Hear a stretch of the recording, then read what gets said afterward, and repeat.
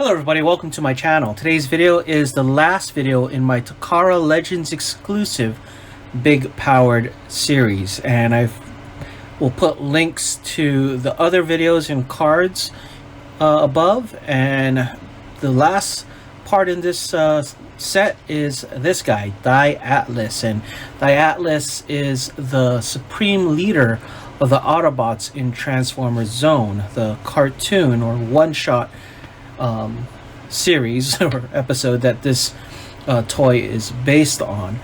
He does come with an instruction book with this nice art here of Atlas, and then on the back you can see his 4 different modes: robot, shuttle, tank, and base mode, along with his some specs.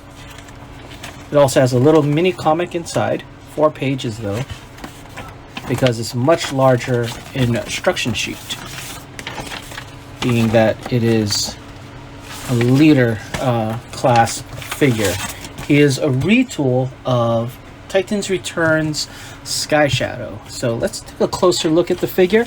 Now, I did do the toy hacks treatment with him as I did with the other figures, and I'll just go over a couple of things that we have that toy hacks adds onto it. So on the legs, we have this sticker here, a little holographic sticker over here, some sticker detail here, this yellow, this red pieces of sticker, the Autobot symbol. On the arms, you have this yellow sticker here, along with some sticker detail on the arms over here, this red and this yellow and orange sticker. You can see it over here and here as well. That's for the most part the sticker detail on the robot. You also have sticker detail on the eyes. So the eyes are actually green out of the box, but Toy Hacks gives us some red stickers, and they look pretty cool. I like it. We do have some sticker detail on the wings. I'll go with that into more detail when I do the alternate mode. Here he is on the back, very hollow down here, because the mold he's based on, actually this hides the tank turret in robot mode, but that's not the case here. I know there's upgrade kits that allow you to fill up the space and actually provide some extra ramps, so I may get that down the line. I don't know. Okay, let's take a look at his Titan Master. So open up his head here, pull the Titan Master out, and you can see some of that detail on the eyes, and turn him into the small robot. A little plain, but it's kind of cool that there's details painted with the eyes, but I like it. I don't really care for the gimmick for him, but you know, it makes sense, being that this is a retool from the Titan's Returns line. Hey, now let's go on to articulation for the figure. For the head, can rotate 360, but that's pretty much it because of the Titan Master gimmick. The arms, you can lift at the shoulder about this high. He can rotate 360 technically, but the wing gets in the way. He does have upper arm rotation. He can bend at the elbow, but has no wrist rotation. He does have waist rotations, but this piece here blocks it from going a full 360. He can kind of do the splits. He does have thigh rotation. He can kick this far and this far back, and he can bend at the knee this much, but that's mainly due to transformation. He does have ankle tilt, as you can see here, and that's about it for the articulation. I mean, it is from the Titan's Returns line, so you're not going to have the same kind of articulation that you have with the current Siege line of figures. But all in all, I think the robot mode is very nice. I mean, the biggest issue I have with the robot mode is the build how they made this part. The build of it, or the build design, I'm not fond of. It's very loose, and I wish they did it in a way that to make it tighter, but it seems like you see this little wobble here. I mean, it holds into place, but it just, yeah, I'm not a fan of this. But you know, that's probably the biggest issue I have with the robot mode. And yeah, I mean, yeah, it just doesn't seem too sturdy. Be nice if it locked in place somehow. Okay, let's get him into his vehicle mode. So let's do transformation here. Take out his gun. Now he does somewhat parts form. Take out the wings. And let's work on his hands. Goes in. Lift up, put his little spike thing down. And then let's take out his head so he can pilot. Rotate the head. Gonna bring the jet piece up here. And that kind of just rests like that. And then this is a scary part. Every time I pull this piece, I feel like I'm gonna break it.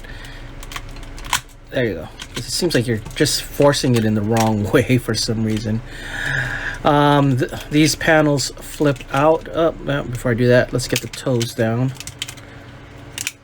And the heels. And then flip out these panels. So they can basically supposed to tab into each other like this. There we go. Okay, let's just get the transformation part going. Let's bend the knees so it goes flat, and then let's try to tab. So you have this little floppy piece of thing. Yeah, this whole mechanism I am not a fan of. And then we can flip this part of the chest out, because this is gonna snap into here. Like so. There you go. And then the arms will rotate this way. And then it can peg into here. So it's rotated around. Peg into here. And before I put the wings, you can see all this sticker detail added by Toy Hacks. Kind of gets covered up by the wings. Let's bring the tail rudder here, and then the wings just peg in like so. And there you have the shuttle mode. Let me arrange the camera a bit, get a better angle.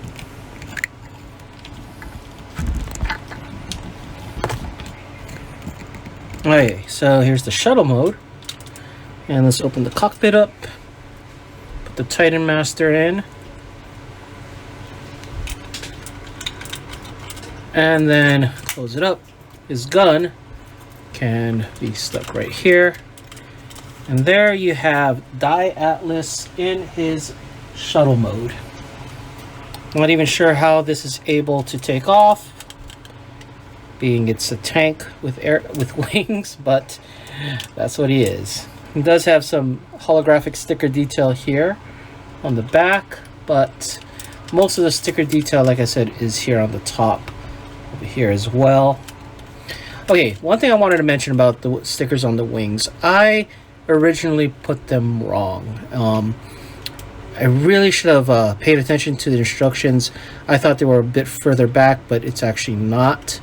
And I should have lined these up for, more with this. But so the way the stickers look is not of any fault of Toy Hacks. But that being said, there are some issues I have with these stickers. And it's in general, I do not like stickers that cover molded detail. Like there's molded detail under here, and you can see with all the bumps on the sticker that there's something molded on the bottom. I'm not a fan of that. I really don't like that. But that's my own, I guess that's my biggest issue with the Toy Hacks set.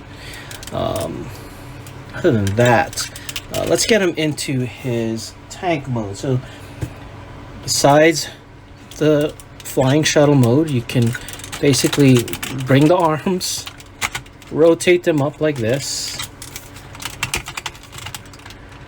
like so, and yeah, try to do it without it dislodging, but it seems impossible. And then you put the wings down like this, and you basically have what they call a tank mode. I'm guessing these are somewhat like large cannons, or I don't know. Here's your tank mode. So, out of all the 4 modes, the robot, the shuttle, and the tank are decent. The robot and shuttle are the best for me. The tank is okay, but the last mode that we have is the base mode, and it's not that great. But out of all the figures in the set, I think it's the best base mode out of all 3. So let's get this into base mode. Let's take the gun out here and basically kind of separate them back out again. We're gonna take the wings out, take the legs back down here. And the reason why I personally don't like the base mode is it's just so floppy. It doesn't seem, it's an afterthought. I mean, it's better than the other ones, but it's not that great, in my humble opinion. Let's bring the arms, rotate it, because it's gonna stand just like this. And let's get the legs out, and get it out like this, bring it down like here. We gotta take the toes out, and this little white piece comes out. It's like a mini ramp, I guess. And let us get the wing pieces. They peg into here.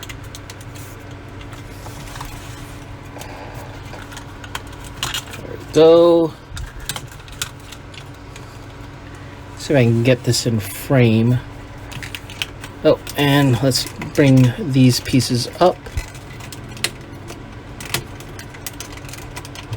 If I can get them. There we go. And the other side.